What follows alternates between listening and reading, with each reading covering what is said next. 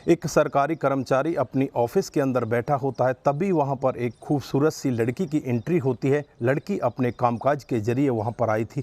जब उस सरकारी कर्मचारी से बातचीत करती है और बातचीत का सिलसिला उनका इस कदर बढ़ने लगता है, एक दूसरे के साथ वो दोस्ती में आ जाते हैं और फिर धीरे धीरे एक दूसरे के वो करीब आ जाते हैं। वो पहला दिन होता है, उसके बाद धीरे धीरे ये समय ऐसे ही बीतता रहता है और फिर जो ये सरकारी कर्मचारी होता है, इसके जीवन में एक ऐसा भूचाल आता है, पूरा का पूरा जीवन इसका तबाह होकर रह जाता है। दरअसल वो लड़की कोई सामान्य लड़की नहीं थी, वो लड़की एक कॉल गर्ल थी और उसने पूरा जीवन इसका तबाह करके रख दिया। दोस्तों, अगर आप भी पूरा मामला सुनेंगे तो एक बार के लिए आप भी सोचने के लिए मजबूर हो सकते हैं। आइए दोस्तों, जानते हैं पूरा मामला क्या था। नमस्कार, जय हिंद। आप देख रहे हैं APH न्यूज़ राहुल रावत के साथ। तो दोस्तों, आज की जो हकीकत की घटना आपको बताने जा रहा हूं, उत्तर प्रदेश के प्रयागराज की है। यहां पर एक दफ्तर के अंदर एक सरकारी कर्मचारी होता है, वो अपनी सीट पर बैठा होता है, तभी सामने से एक बेहद ही खूबसूरत लड़की वहां पर अपने काम कराने के लिए आ जाती है और उससे बातचीत करने लगती है।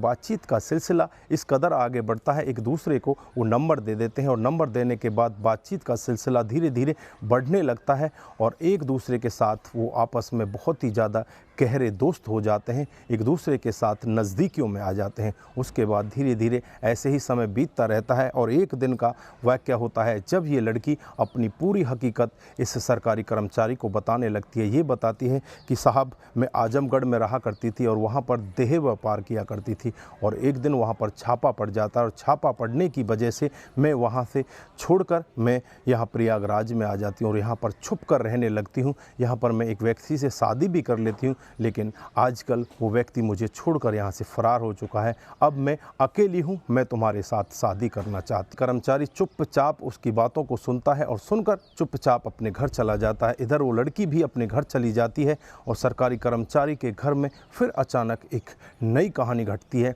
जो इसकी पत्नी होती है वो बहुत ही ज़्यादा बीमार होने लगती है और पत्नी को कैंसर की बीमारी हो जाती है और जिसके चलते हुए उसकी मौत हो जाती है। जैसे ही उसके दाह संस्कार का इंतज़ाम किया जाता है, दाह संस्कार करके वापस घर पर ये लोग लौट रहे होते हैं, तभी वहाँ पर ये महिला पहुँच जाती है। ये कॉल गर्ल्स वहाँ पहुँच जाती है और वहाँ जाकर लोगों से कहने लगती है कि ये मेरा पति है, इसकी दो पत्नियाँ हैं, कोई बात नहीं, इसकी पहली पत्नी मर गई तो मैं हूँ, मैं इसको सार संभार करूँगी। इधर जो खुद सरकारी कर्मचारी होता है वो भी चुपचाप सहन कर जाता, कुछ भी नहीं बोलता।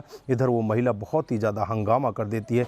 जो सरकारी कर्मचारी के परिजन होते हैं उस महिला को डराते धमकाते हैं, लेकिन वो महिला अपना फ़ोन निकालती है और उससे वीडियो बनाना स्टार्ट कर देती है। फिर उसका फ़ोन छीन लिया जाता है और उसे डरा धमकाकर वहाँ से भगा दिया जाता है। उसके बाद उस महिला का क्रोध इस कदर बढ़ जाता है, वो नज़दीकी पुलिस स्टेशन में पहुँच जाती है और वहाँ जाकर सारी अपनी बीती पुलिस वालों को बताती है। पुलिस वाले भी एकदम से एक्शन मोड में आते हैं और उस सरकारी कर्मचारी के घर का रुख करते हैं। इधर सरकारी कर्मचारी उससे सुलह करने के लिए तैयार हो जाता है और एक जगह पर बैठकर वो आपस में बातचीत करने लगते हैं। बातचीत का सिलसिला इस कदर आगे बढ़ता है, दोनों में गर्मा गर्मी होने लगती है और गर्मा गर्मी इस कदर आगे बढ़ जाती है वो सरकारी कर्मचारी उसे डरा धमका कर वहाँ से वापस भगा देता है। अब वो महिला बहुत ही ज़्यादा परेशान हो जाती है। परेशान होकर CM योगी आदित्यनाथ को पत्र लिखती है और कस्बे के ज़िले के जो बड़े आला अधिकारी होते हैं उन सबको पत्र लिखती है।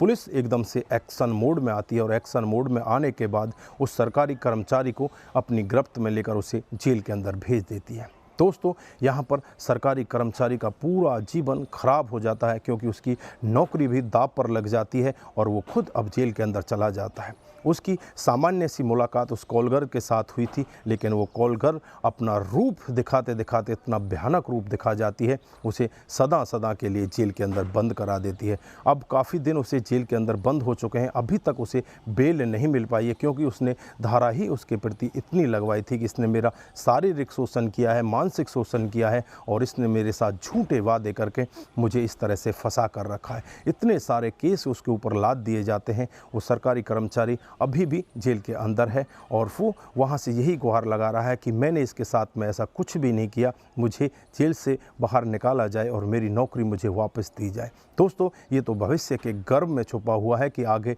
होने वाला क्या है, लेकिन यहाँ पर एक बहुत बड़ी घटना घट जाती है।